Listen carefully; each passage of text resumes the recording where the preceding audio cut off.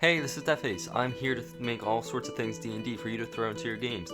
And today we're making a battle map. And this week I was thinking of sticking to a very typical high fantasy theme with all my videos as a sort of like easy entrance. And so this battle map is just going to be a tavern battle map. Like, for if you start your players off in a tavern and then a brawl breaks out.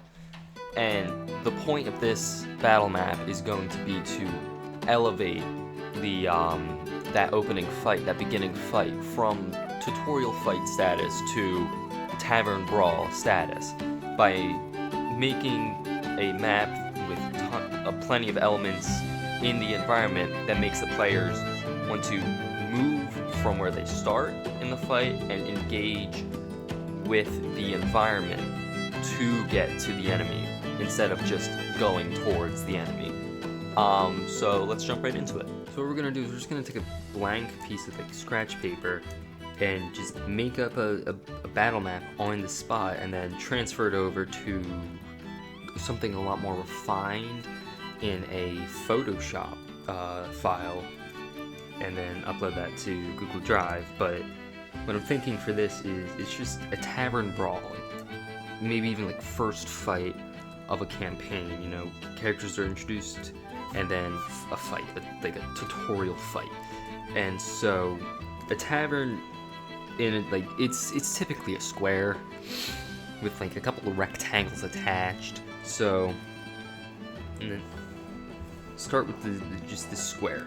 Like, don't worry about measurements or anything. Don't worry about measurements or anything. It's all about the how things are sized in respect to everything else. So you just have the square, and then like you got kitchen back here, and then like stairs over here up to the second floor, which would sort of like wrap around and then have like an overhang.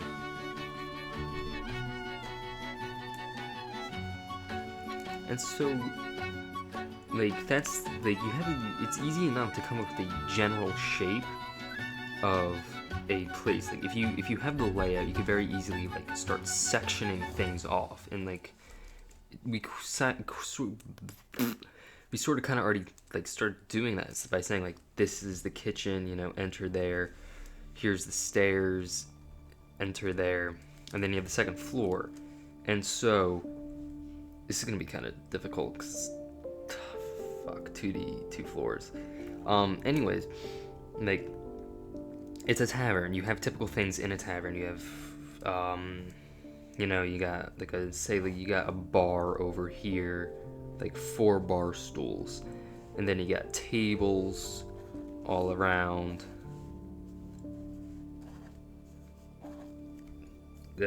Maybe organize them better. And then entrance over there.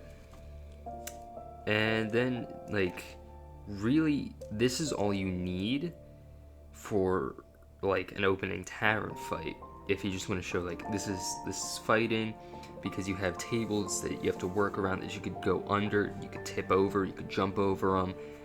Like these add to the fight. You have stools you can throw at people, and really like, this has like the makings of a fine fight, a fight that could drag.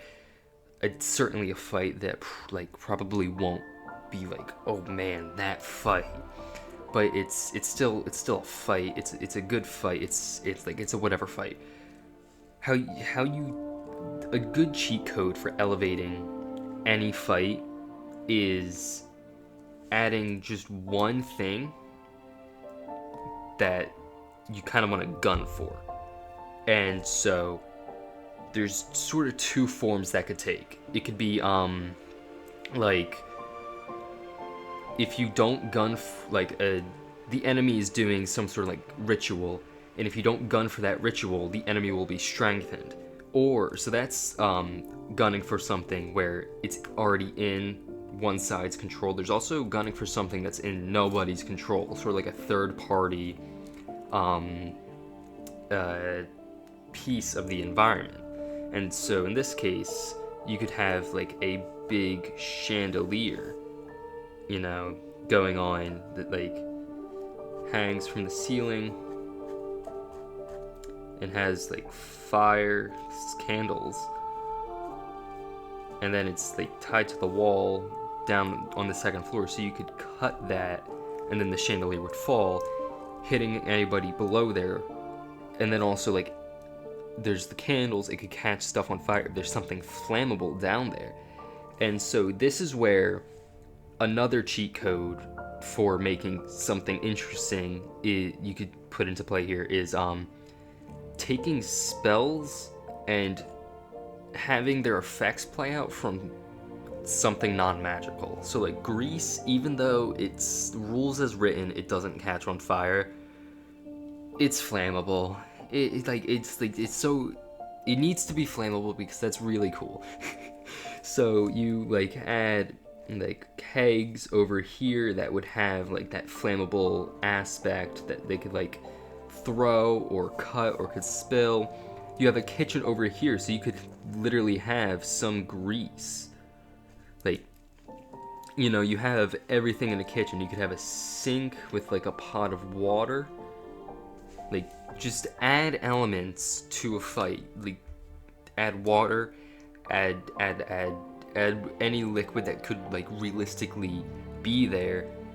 And then also like it's like, this is assuming like a high fantasy setting. You could just like throw whatever into that. Like, say this is like a bar, a tavern in like the like some fucking like magical woods, like like touched by Feywild, or like a bar ran by Feys. Like, they could have like some explosive mushrooms or whatever. Like, you just got some like funny foods, and like you could just like use funny foods. Like you look at the environment, you look at what would typically be found in like a realistic version of that environment, and just like say like, how about it's like food but it can explode, or it's like food but it like creates like nauseous clouds if it's like not cooked. And so then you have mushrooms that you could throw, and it's like poison spray. It's like just like a free poison spray. Add more than just spell scrolls that are spell scrolls. Like, if it's like conditional spell scrolls, but they're not really spell scrolls, they're just like a nauseous mushroom or like a vat of grease. Like, it encourages trying out those spells without taking those spells, and then it will then, like, if your players are like, oh wow, that was good usage, that really like let us take control of the environment, then they will take those more creative spells instead of just gunning for all of the just typical attack spells. It really encourages investing in the environment and investing in ways to play with the environment instead of just ways to deal damage. And like, that's really the point of a strong battle map, is to encourage using weird spells, using weird strategies, doing more than just attacking the enemy. And like with this here, you have attacking a piece of the environment to hurt the enemy, to cause like fire, and have a new like aspect of the environment. You could run up the stairs and jump attack somebody. Like, you have tables to play around in. There's a lot here that like you can engage in, that you could try out, and it really just encourages deeper strategy and really strategizing instead of trying to just min-max. And so we're gonna clean this up in Photoshop and then take a look at what it looks like when it's not a scuffed drawing on a Staples legal pad. Alright, so I've cleaned up the map in Photoshop, made it a little less super scuffy. And so it's two different images to include the second floor and everything. And so, like, cleaning it all up, adding the grid and everything, it just comes together real well, and just having really nowhere in the immediate area where the players would be at the start of the fight, which is like anywhere where like the seats are, where the tables are.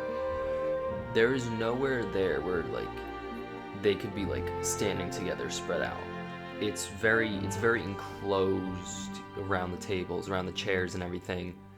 You know, where the chandelier hangs. And so it really is going to force the players to tip over tables, throw stools, just really have, like, really engage with this environment to get out of, like, such a bad starting position. And so with this, like, it inspires them to move, and it's also, like, the place where they start encourages them to leave, and also everywhere else encourages them to leave, because where they are when they start, they could tip over some chairs and tables and have some cover, but they could run over here and throw kegs at people, grab a bucket of grease, grab a bucket of water, run upstairs and jump down on someone, hide in a bedroom. Like, it gives a lot of options, and it encourages taking those options over just fighting, because it's not only like that, you know, you start the fight with other people sitting around the bar. There, you could have all of a sudden something breaks in, you know, fucking, oh shit, Grendel style busts in. You could have just some unruly, like, patrons that you end up fighting. Or you could have, like, maybe there's a scream from upstairs and someone is, like, getting murdered, and it turns out there's, like, goblins and orcs or whatever bursting through a window up here. Like, everywhere there's an entrance, there's an enemy, really. And so you have your players starting in, like, the whole dining area, and that's only one entrance. There could be windows wherever. Like, these are just, like, thin walls. You could say there's a window wherever, and you could say there's something in the back in the kitchen that, like, bursts through, knocks some kegs over, that spills out, that's flammable, this falls. And another thing with the environment is you have all these resources in the environment that your players can use, but just as well, your enemy, like their enemies, the monsters, can also use those resources. So it's sort of like an arms race to see who can hit the other with the chandelier, who can splash the other with grease. Like, it all, like, encourages moving from where they start. It all encourages moving, not necessarily towards an enemy, but towards a resource. It all encourages breaking out of the tunnel vision of, let's kill the enemy. And so that's really what a great battle map should do. It should encourage not killing the enemy, funnily enough. It should encourage killing the enemy through doing something else. You know, like, if like the battle map just encourages killing the enemy, then what's the point of having the battle map? You know, like, have there be something in between killing the enemy. Always have it be kill the enemy by doing this. Do this to kill the enemy. Whether that just be walk around the wall, whether it just be climb up the stairs, whether it be throw a stool, whether it be cut down a chandelier. It's just have there be something that needs to be done before an enemy can be reached. And so, like, that's definitely easier said than done, and it's definitely easier when it's a lot of smaller enemies compared to like one big enemy. And that is why always diversify enemy types and always give a bunch of minions to a boss. Always, always, always have there be more than one enemy, and always have them attack differently from different locations with different weapons, like spells, melee, ranged, environmental weapons, like a ballista or something along those lines, or like a trap, like they pull a lever and then a pitfall opens and they fall in. Always have your enemies engage with the environment to show your players that the environment can be engaged in, and always stage your environment to promote your players moving.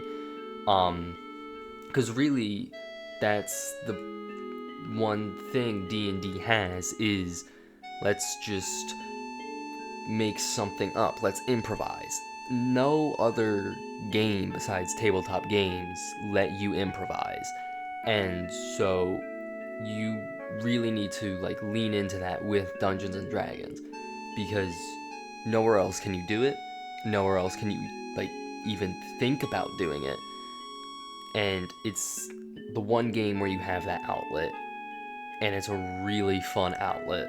So always push it through battle maps, through creative enemy design. Always push improvisation. Always push getting past something to do something. Always have a barrier. Your enemy is not a barrier unless there's an enemy behind that enemy. So yeah, that's just a quick little